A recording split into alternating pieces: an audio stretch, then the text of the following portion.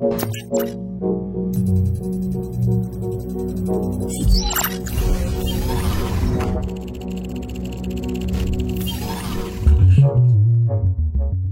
pernyataan menarik disampaikan seorang staf kepelatihan timnas Indonesia baru-baru ini, Alex Pastor. Pernyataan yang sangat simpel namun sangat berbobot. Pernyataan tersebut mencerahkan dan mengedukasi kita semua tentang permainan sepak bola Indonesia. Pernyataan ini muncul dipastikan berdasarkan hasil dari sosok ini bersentuhan dengan sepak bola Indonesia. Dia melihat dan menganalisa karakter permainan timnas Indonesia sekian lama. Pelatih ini menyampaikan bahwa permainan timnas Indonesia tidak cocok dengan total football. Indonesia lebih cocok dengan karakter permainan Catenaccio ala Italia. Alex Pastor menambahkan bahwa untuk menerapkan sepak bola menyerang dengan total football membutuhkan skill, tenaga dan kecepatan yang mumpuni. Sontan pernyataan ini mencerahkan semua para pembacot sepak bola, mulai dari komentator, fans dan semua unsur dan lapisan pecinta sepak bola wabil khusus timnas Indonesia.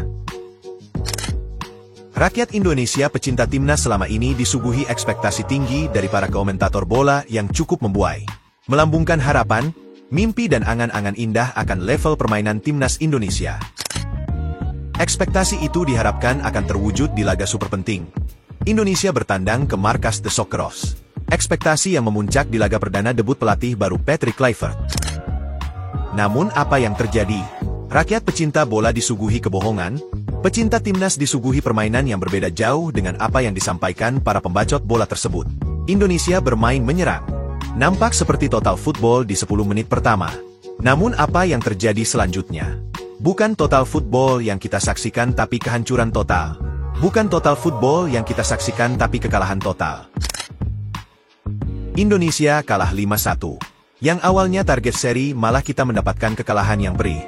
Mungkin kalau kalah 1-0 masih bisa difahami, ini 5-1. Kebobolan banyak gol yang merugikan. Karena kemasukan gol sangat menentukan keberadaan kita di posisi klasmen sementara. Rakyat Indonesia kecewa berat. Rakyat Indonesia diprank berat oleh omon-omon para pembacot bola selama ini. Kekecewaan dan kejengkelan bahkan kemarahan itu pelampiasannya meluber kemana-mana. Berbagai macam akun menunjukkan dan mengekspresikan kekecewaannya.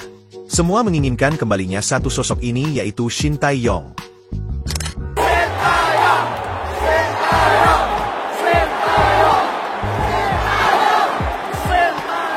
Bahkan saat dalam pertandingan melawan Australia, nama STY beberapa kali diteriakan. Para supporter timnas Indonesia rindu akan permainan dengan taktik yang lebih nyatu dengan karakter pemain Indonesia. Selain itu, para netizen bola juga melampiaskannya ke beberapa pembacot bola yang selama ini sering mencibir taktik Shin Tae-yong. Shin Tae-yong dikatakan mereka sebagai pelatih dengan taktik yang buruk dan prestasi yang biasa saja. Taktik STY sangat tidak menarik karena sering parkir bus. Begitu menurut para pembacot bola tersebut. Kalau dia ngelolosin kita ke Piala Dunia, menurut lo dia tetap dipertahankan di Piala Dunianya apa enggak? Enggak. Pas Piala Dunia harus ganti. Kalau kita mau perform di Piala Dunia, gue bilang harus ganti. Walaupun dia ngelolosin ujungnya. Ya. Enggak, itu kan karena logikanya seperti itu. Biasanya begitu.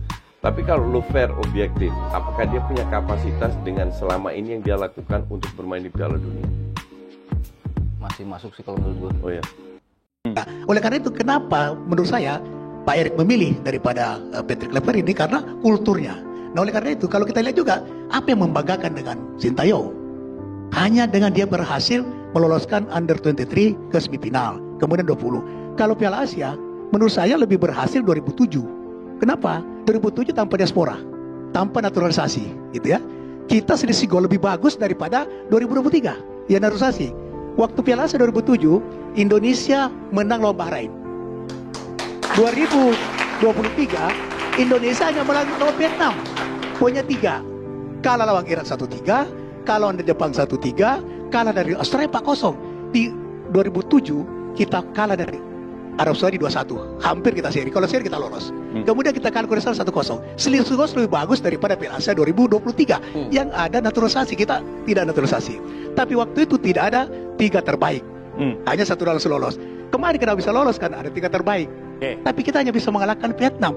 Jadi di mana prestasi yang membanggakan Shin Tae-yong? Nah itu kira-kira. Beberapa pundit tersebut jauh sebelum match ke-8 melawan Australia sudah menyebarkan opini negatif tentang STY. Shin Tae-yong diopinikan sebagai pelatih yang tidak layak untuk membawa Indonesia ke Piala Dunia 2026.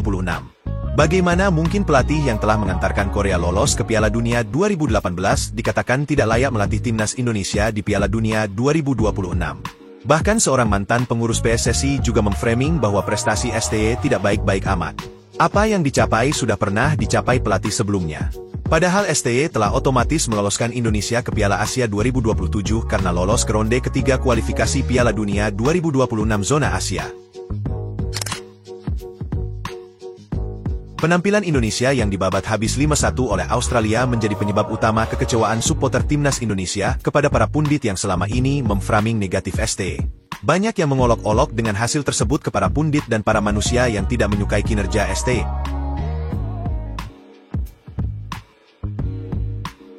Beberapa olok-olokan diantaranya adalah, giliran Kluivert kalah, semua pada diam, dan tidak ada yang mengkritik.